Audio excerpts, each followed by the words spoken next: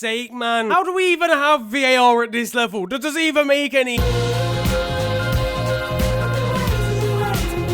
Yo guys, it is your boy Niran here, and you are watching FTW. This of course is the series where I bring to you the best and more frequently the worst of what football has to offer during the last 7 days. And what's been kicking off in the world this week? Well, there was the extremely prestigious Eurovision Song Contest, a competition where countries confined to the borders of Europe send window cleaners onto television to sing in front of a live audience. But how did the United Kingdom do, I hear you ask? But I'm disgusted, absolutely disgusted. Zero. How did we not get any points by accident? The singer for us did look like he betted on 8-fold League 2 accumulators, in fairness. He took it well, class from the geezer. We could probably take these lot and get more points though, realistically. You just got caned! You just got caned! You just got caned! Speaking of which, it was 0 points for the UK and 0 for Leicester City in a must-win game against Tottenham Hotspur as they bottled the Champions League for a second season in a row with a 4-2 defeat. After spending approximately over a year in this year's top 4, they've proved allergic to the Champions League once again. There's UKIP members less scared of the EU at this point. You all laughed at me. Well, I have to say, you're laughing now. Boris Johnson seemed to put in a pretty good shift here, and like a good old-fashioned lockdown, this storyline's ended in tears as well. Daniel Amati was well ahead of his time. There's talk of a film being made on the story of Jamie Vardy, with the likes of Zac Efron being lined up to play the part. I hope he's ready for a diet exclusively of WKD Blue. Bale scored a brace. They've been knocked out of the Champions League by a player genuinely considering giving it all up and playing golf this summer. The guy only plays football to keep up his cardio levels these days. They lost to a Tottenham team that becomes the first ever English side into the UEFA Conference League. Now that's what I call exclusivity. But realistically, is this even a good thing? Clubs in this competition are from countries that Harry Kane's never even heard of. Yeah, okay, Harry, so that's called a Scotland. If you win the entire competition, your prize is a place in the next Europa League. Lord have mercy. The anthem sounds like a Year 7 music project.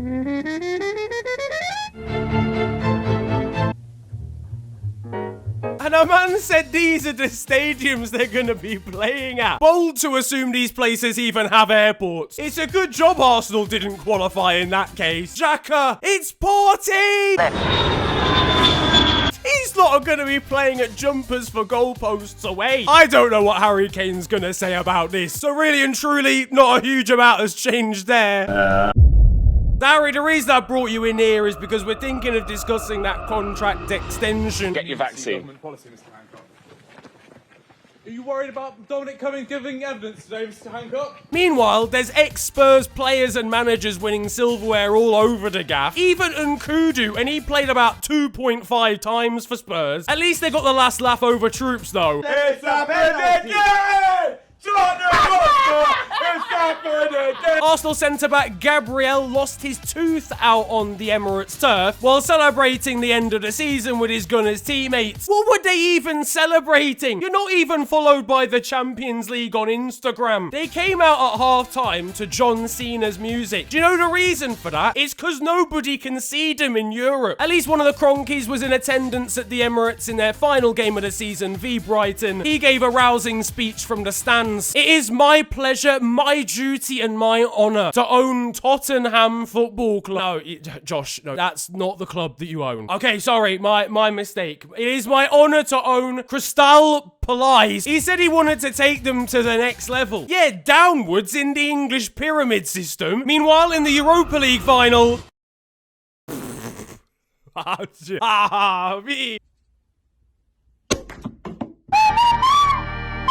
Manchester United managed to bottle the Europa League final, losing to Villarreal in the longest UEFA penalty shootout ever. We got all the way to goalkeepers taking penalties, where David De Gea then missed. This after not saving a single one in the shootout or any of his last 36 penalties faced.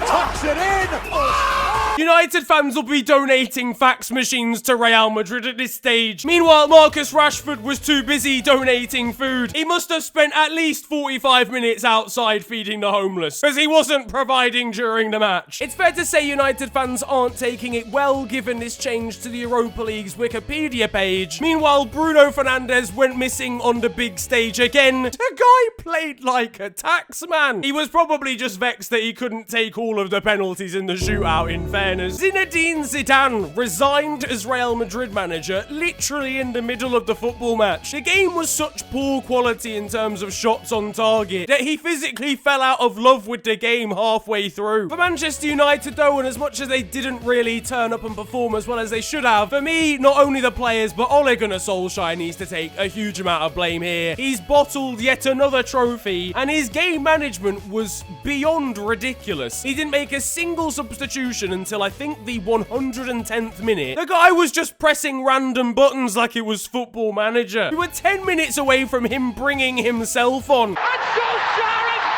It's Villarreal's first ever European competition win, and I could not be happier for them, honestly, and Unai Emery as well. And as far as United are concerned, like, if they'd won this final, I would have said it was an extremely impressive campaign for them. But bottling this final, and Ole still hasn't won any silverware, is a shambles of an end. I'm surprised Ole even allowed the penalty shootout to go on that long. He's got places to be. It's a Friday tomorrow. He's got a year 11 PE class to teach. Of Liverpool! Vamos, Man United! Get out! Get out, Man United! Get out! Joining them, though, in next year's Champions League, first of all, will be Liverpool after their 2-0 win over Crystal Palace. It's a physical war crime that after the season we've had, we've ended up finishing 3rd in the entire league. Jurgen Klopp said it was one of his biggest achievements. I mean, Arsene Wenger was saying stuff like that when he had Johan Giroud, Sebastian Scalacci and Denilson playing. So let's just calm down. And Chelsea made it into the Champions League too, despite a last day of the season loss against Aston Villa. It was a red card for Cesar Azpilicueta after an incident with Jack Grealish late on. Fuck off, you Spanish cunt. Meanwhile, Chelsea striker Tammy Abraham was getting more love from the Villa fans.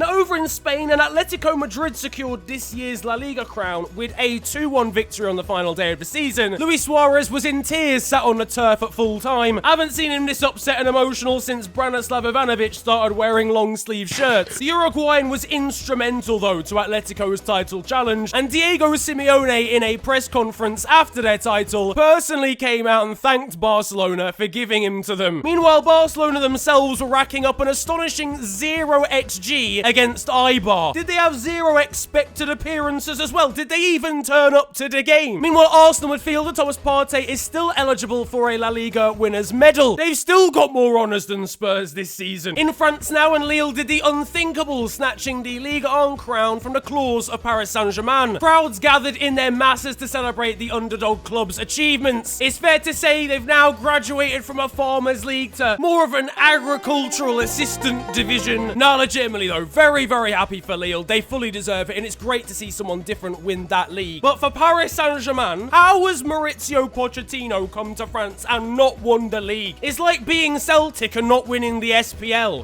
Wait, hang on a second. Press goalkeeper left pretty much the entire left-hand side of the goal open for Neymar to score into for a penalty, which the Brazilian then put wide, I assume under the pressure. The keeper firmly got into Neymar's head, unlike the Brazilian sister, who's firmly got into Neymar's bed, allegedly, I assume. He returned home immediately after the game, all the way back to Brazil to see his family. At least that's one piece that's actually getting finished. Oh, come on, I had to. Meanwhile, UEFA are set to take action against Barcelona, Real Madrid and Juventus for still being active in the ESL. They're going to get banished to the PES Master League at this rate. Real Madrid could be physically lifting the Champions League, and Florentino Perez would still be seeking out sponsorship for this. Easter eggs are hollow. So is the idea of the Super League. Our ideologies align. It's almost the only European competition that Juventus were eligible for, as they scraped into the Champions League on the final day of the Serie A season, and they did it after dropping Cristiano Ronaldo to the bench. He didn't even feature. Is this man truly finished? He's got the same amount of goals in Juventus' home stadium this month as Charles Leclerc. Phil, what has happened? And he was sat on the bench watching the Napoli game on a Samsung Galaxy S. It could never be my goal. AC Milan qualified for the Champions League as well, and this was their celebration.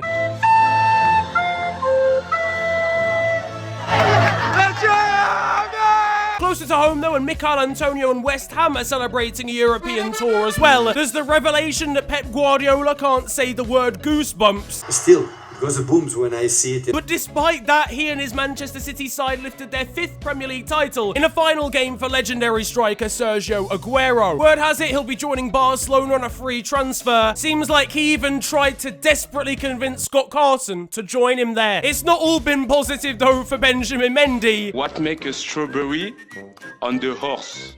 I don't know. Tagada, tagada, tagada, tagada. You could call that joke a light aircraft, it's taking so long to land. Back in 2016, and Fulham welcomed Newcastle United to the Championship after the Magpies' relegation. Upon Fulham's relegation and Alan Saint-Maximin returned to it 4 years later, it's a shithousery award for the Frenchman. Meanwhile, on loan Newcastle midfielder Joe Willock had a heartfelt message for the fans. Thank you for opening me with welcome arms. I don't think that's not the... In the League 2 playoffs, and Newport County knocked out Forest Green in an unbelievable 4-3 fixture. In League 1, and Lincoln knocked out Sunderland in the semi-finals, and their forward Tom Hopper replicated the Alan Shearer celebration to knock out Newcastle's rivals. It's a shithousery award for him as well. Meanwhile, the Championship and Brentford got the better of Bournemouth in the semi-finals. Ivan Toney scored a penalty that Asmir Begovic seemingly didn't agree with. Why are you running? And after tweeting out this laughing emoji after his former sides lost to Bournemouth earlier in the year, karma came back to strike Jefferson Lerma when Watford tweeted the exact same thing. Are you telling me this is a hat-trick of shithousery awards? Hello all, and welcome to The Beautiful Game, the segment where we take a look at the poetic and brilliant side of the game that we love. We are back by popular demand for yet more glorious beauty.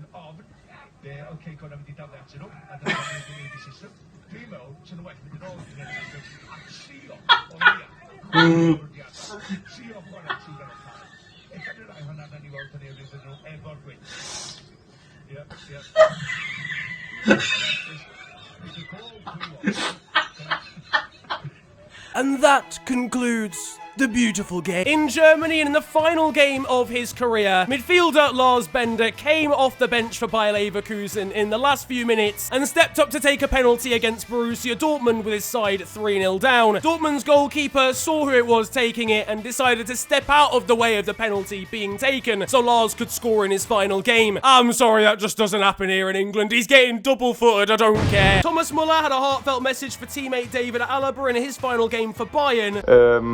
Und egal welcher Verein es dann am Ende wird, du wirst es bereuen, weil falls wir gegeneinander spielen, werde ich dir den Arsch versohlen.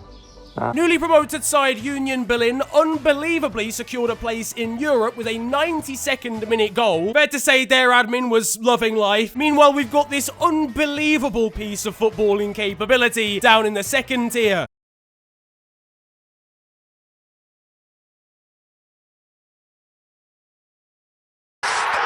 Elsewhere, and Big Gaza Southgate's announced a 33-man provisional squad for Euro 2020. 33! You're conducting trials at that stage. This waistcoat and Wallahi merchant woke up and couldn't decide whether to depress us with Connor Cody or Eric Dyer. F it, do the 2018 one again, that had good vibes. For Scotland, and Billy Gilmore found out he would be included in the Euro 2020 squad. Liam Palmer and Andrew Considine have dropped out from the last squad, by the way. They are not... Billy Gilmore.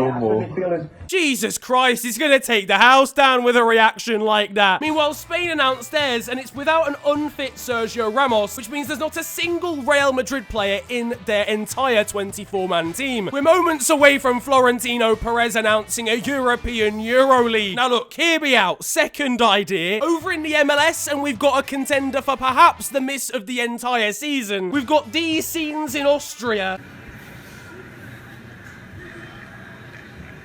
Meanwhile, if you haven't got the funds to conduct your own pack opening on FIFA, then these kids have got the answer for you. Oh my god, walk out, Brazilian striker! I cannot! Over in Brazil, and it's fair to say this back pass has not particularly gone to plan, there's yet more unbelievable footballing ability in the Copa Libertadores.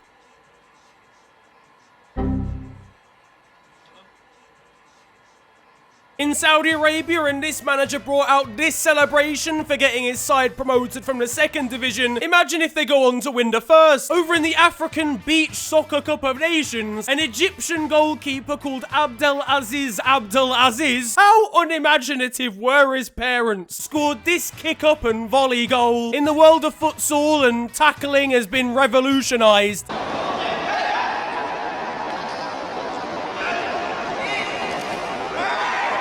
The influence of Phil Jones is felt everywhere. Over in the Turkish second division, 18-year-old Enes Destan scored this halfway line goal to ensure his side got into the playoff final. In a modern football world where goalkeepers are getting punished with yellow cards for stepping off their lines for penalties, it's a wonder how this guy managed to get away with it.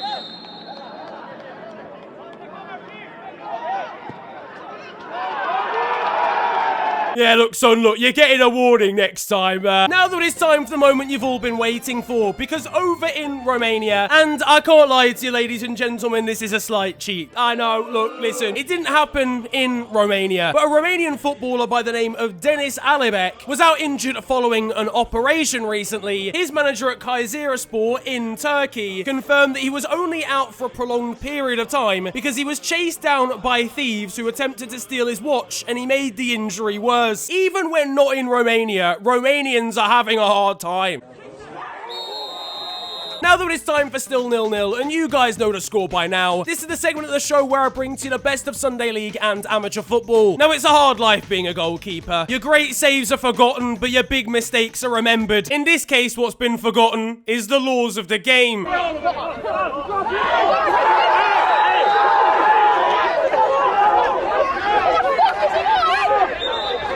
On to the weird stuff though now. The coach and president of Portuguese side Santa Clara appeared at a post-game press conference dressed in cow costumes this week. That's because they promised earlier on in the season, if they managed to qualify for a European competition, that they would in fact dress like that, given the region where the club is from is known for breeding cows. In South Korea, and the champions of the last 4 seasons were knocked out by a 3rd division side in the Korean Cup. This after their own goalkeeper had a penalty saved by the opposition number 1. There's the news that Blackburn forward Ben Brereton has been called up for the Chilean national team, given he has a slight amount of ancestry from there.